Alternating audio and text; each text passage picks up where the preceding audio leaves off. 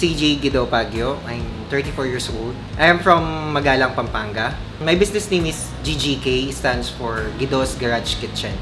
So, nag-start siya dun sa name na pangalan ko. Yung una kasi i-plan talaga ng business, it's restaurant siya na may car wash. Tapos, it's a garage look. Parang ganun siya. So, in the morning, car wash siya. And then, pagkagabi na, it's the restaurant. I need to close the restaurant eh. So, naka-close ako ng 7 months. Gumawa ako ng paraan para yung income tuloy-tuloy pa rin. Saka yung mga staff, may work pa rin naman sila. Kaya, I come up with the Korean Mart kasi essential siya. So, people need it. Yes.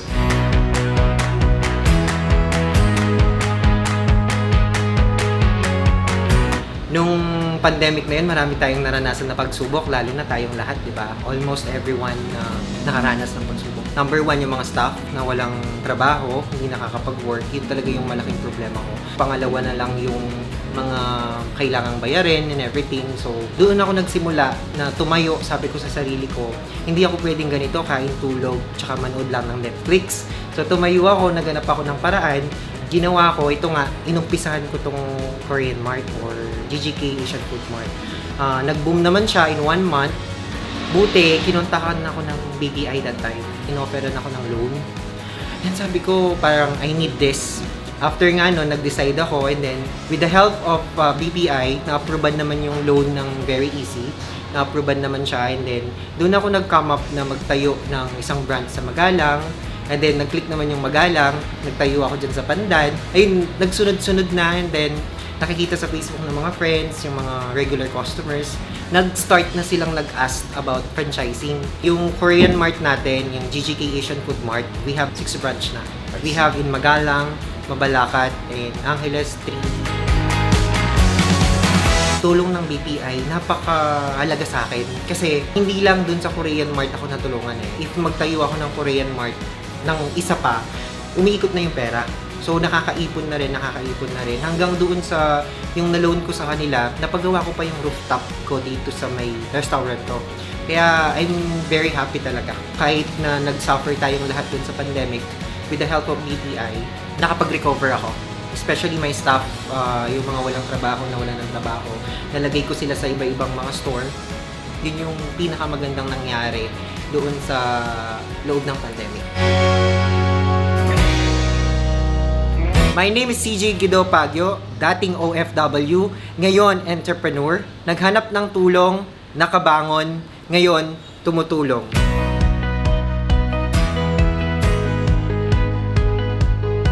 Hello, I'm Marjorie Estero, Business Loan Advisor of BPI Business Banking. Hi, I'm Leia De Leon, Business Loan Advisor from BPI Business Banking. Hi, I'm Honey Grace M. Carion, Business Loan Advisor from BPI Business Banking. Madalas nilang natatanong, sino daw po ba ang qualified? Pwede pong mag-apply ang mga non-depositor ng BPI.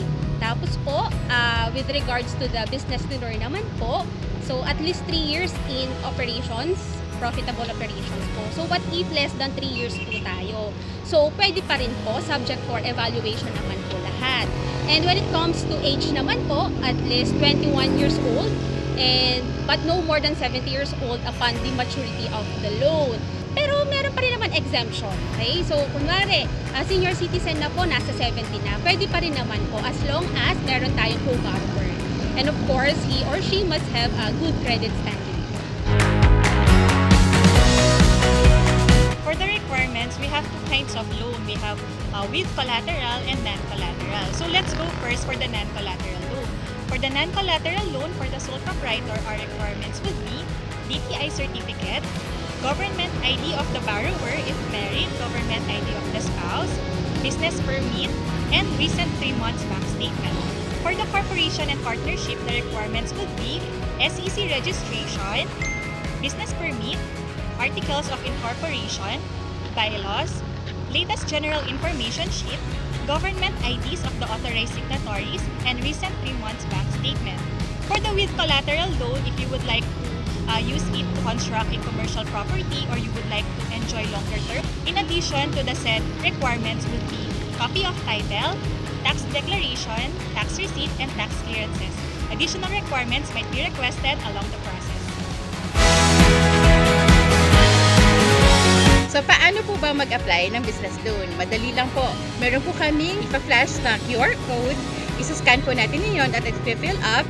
At from there, makakapag-set po tayo ng appointment para po ma-visit po namin ang inyong business at ma-explore pa po natin ang inyong mga banking needs. Sa ating mga viewers, mga negosyantes, let us, in BPI Business Banking, explore how we can support your business.